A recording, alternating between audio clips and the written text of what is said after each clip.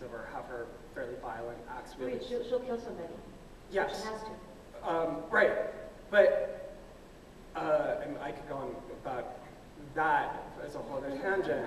But basically, if a guy sees that a guy will do that or a girl will do that, my sense is that most men will flock immediately to the male character, the male version of that. The other thing is because the current killing, axe-wielding Wonder Woman also has that soft side, which is the kissing cat side that a lot of guys dislike. I was told literally, like, why does she have to be so sweet? Why can't she just go out and be the true warrior, etc. There's a sense that in somehow actually actively being a compassionate character, she's also betraying this value system. So the idea that a character can have two sides is also very off-putting to many, I would say, who read comics because they like their characters in compartments. They like them raw. What? They like them raw. I don't even know about raw. I don't think they like them nuanced. I think this is what you do. Like, I've always had this argument. I always tell this argument. I was at DC Comics in the halls many years. Oh, this was before Infinite Crisis, so 5-6 years ago, with a couple of editors, and we were talking about the Justice League and what they were each the best at. Superman was the strongest, Flash was the fastest, Batman was the smartest, and they couldn't figure out what Wonder Woman was best at. And I said, well, obviously she's the most compassionate, like she's the most empathetic. She's like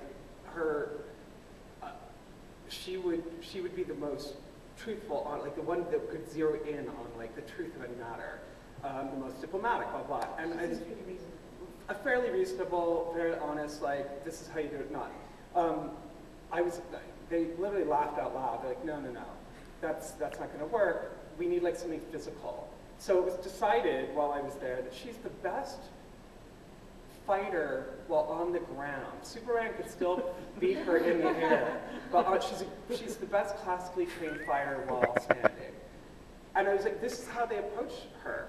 And what struck me about that was that the idea that she could be smarter or stronger than Batman was absolutely ridiculous. Or as fast as Flash, ridiculous, despite the fact that she has the speed of Hermes. Like, no. But also the idea that love or compassion or empathy were undesirable traits, or were not worthy of being number one. I thought that just said a lot, not necessarily about the consumers, but about the editors sort of drive what they believed would sell that character. And I still think that you can make her as tough and as badass as you want, that once you go down that road with her, I think you set her down a path that she can't come back from, and I think you alienate her from a core audience as well. Because the notion of warrior, just by its very definition, all superheroes are warriors at their most basic. You strip her of her mission and what she specializes in, she's just some chick in a star-spangled bathing suit and who's kind of snaps necks occasionally. And I think that's a problem. And that's why it's hard to find, comics for girls. I think people like the Tomb Raider, you know, she doesn't really talk, she just fights. We fight. Well, and people want to see the action, not. I mean, I'm watching like even Smallville right now, and I'm sitting there going, when is he gonna kick butt? Like, geez. But my question always to that is, what's appealing about him kicking butt? It's just people like to see the action, the fighting scenes, But in what you're saying, people like to see the fighting. What fascinates me about that is the psychology of why. I'm someone who totally gets an erotic, visceral thrill out of seeing like a really amazing, choreographed martial arts sequence. There's a great scene in Justice League Unlimited where Wonder Woman's hypnotized and she's fighting the female version of the Justice League, and she's silent for the whole thing. And it's a brilliant choreography, and she's powerful, and she's fantastic, and she's fast, and she's efficient. And I love it. Like, I'm goosebumps right now because it's so great to watch. But what interests me about that is why. Like, what is hot about watching people fight? What is hot about watching someone punch or kick someone else? Why is that thrilling to us? And I'm not sure I have answers, but I find that really interesting. I was asking young men yesterday, one of the things, I keep saying that Albuquerque is a Marvel Comics town, because everyone I'm drawing is Spider-Man or Venom. And I was asking this one young man yesterday about the characters he likes.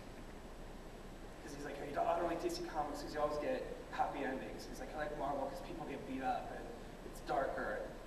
That's a really common anthem among comic readers, particularly in boys. And when I try to ask him why, like what is appealing about that? Why do you want to see people hurt? Why do you not want a happy ending? In a world where there are no happy endings, there are so few, what is appealing about that? He couldn't really answer, because I'm not sure he's really thought about it. But it speaks to something in his psyche. Someone I know once told me it's because the real world doesn't have a lot of happy endings, and so the more happy endings you read, the more false the story becomes. But I do think it's an important question, particularly in the comic book world, about what is it that we love seeing about that kind of thing come back.